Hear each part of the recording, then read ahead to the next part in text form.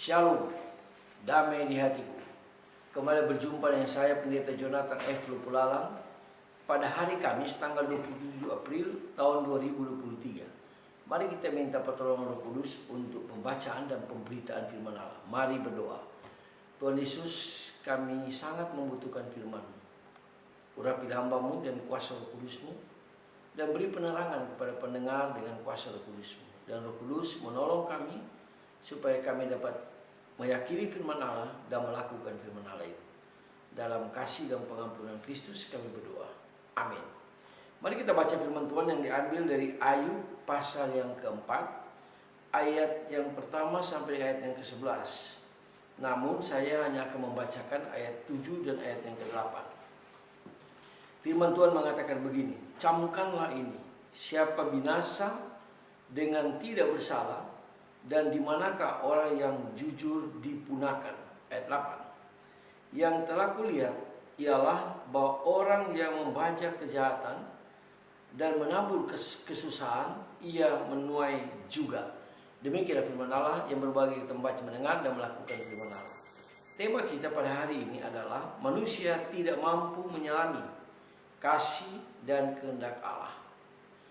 Nah, saudara-saudara yang saya kasih dalam Tuhan Kristus, manusia selalu diliputi oleh keterbatasan, sehingga tidak mampu menyelami kasih dan kehendak Allah.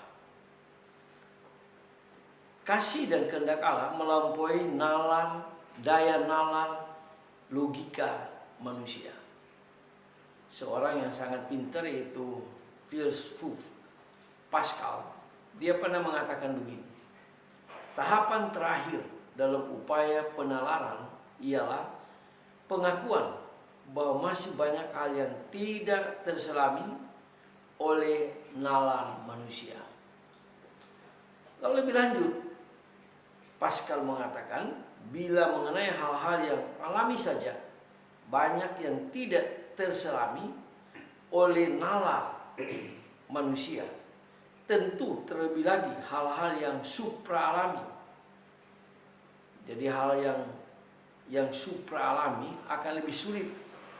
Nah, itulah sebabnya sekalipun demikian, dalam kehendak bebasnya manusia, Allah menciptakan manusia untuk mengekspresikan kasih-Nya dan kehendaknya kepada dunia ini. Nah, saudara-saudara yang saya kasih dalam Tuhan Kristus, Ayub adalah seorang yang benar dan saleh. Kesalehan Ayub seperti yang diakui oleh Elifas nyata dalam setiap tindakannya, baik kepada Allah, dijelaskan ayat 6, maupun terhadap sesama manusia. Itu pun dijelaskan dalam ayat yang ketiga dan keempat. Karena kesalehannya, maka wajar jika Ayub hidup berkelimpahan berkat. Dan memang benar Ayub berkelimpahan berkat. Apa yang ia tabur, itulah yang dituainya. Nah, saudara-saudara yang saya kasih dalam Tuhan Kristus, hal yang tidak masuk akal Elifas adalah ketika Ayub menderita. Jadi ini temannya Ayub ini, Elifas, dia tidak memahaminya. Kok Ayub yang saleh, kok bisa menderita? Seperti itu pandangan beliau. Nah, menurut dia hal yang tidak masuk di akal Elifas adalah ketika Ayub menderita yang sangat luar biasa penderitaan Ayub. Nah, saudara-saudara yang saya kasih dalam Tuhan Kristus, pertanyaan Elifas, mengapa Ayub menderita? Bukankah ia seorang yang takut akan Allah dan selalu hidup saleh, hidup jujur, hidup benar? Lalu di dalam ayat yang ke-8 dalam Ayub pasal 4, Elifas menyimpulkan bahwa Ayub telah menabur dalam kejahatan, maka sekarang ia menuai penderitaan. Nah, saudara-saudara yang saya kasih dalam Tuhan Kristus, Elifas salah. Dia menginterpretasikan ayat yang ke-8 ini. Dia sangat salah. Mengapa?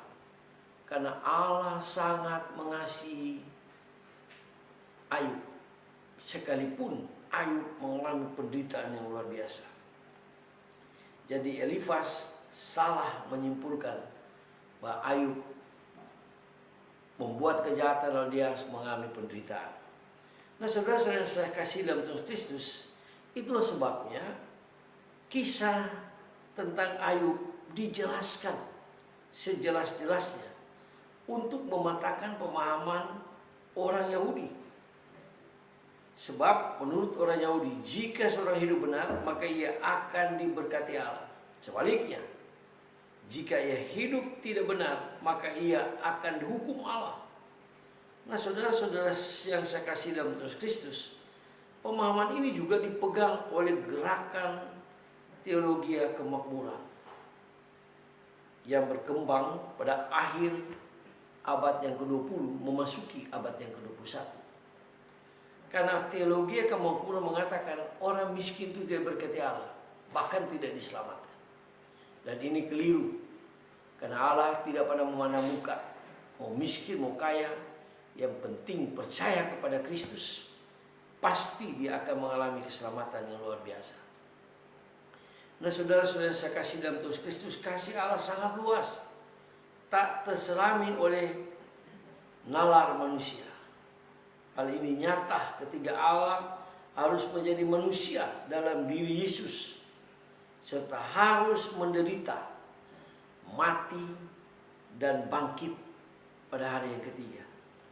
Dan ini benar-benar tak terselami oleh daya nalar logika manusia, khususnya orang-orang Yahudi yang membunuh Yesus, bahkan menyalibkan Yesus. Tetapi kita harus bersyukur karena kita dipakai Allah untuk mengekspresikan kasih Allah dan kehendak Allah kepada dunia ini.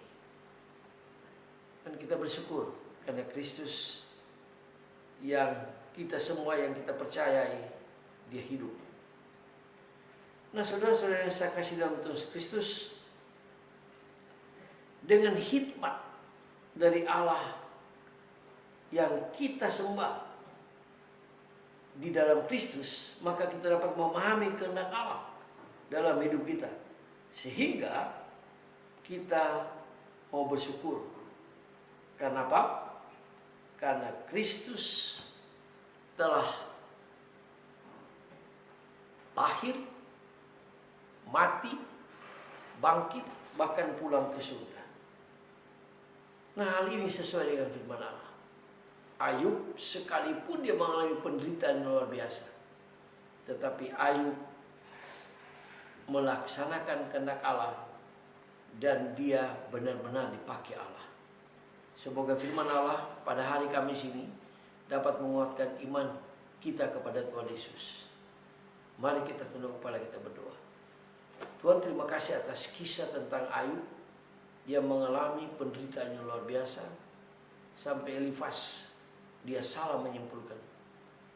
Dalam ayat 8 dia mengatakan Ayub melakukan kejahatan, makanya Ayub mengalami penderitaan. Padahal Ayub tidak pernah melakukan kejahatan.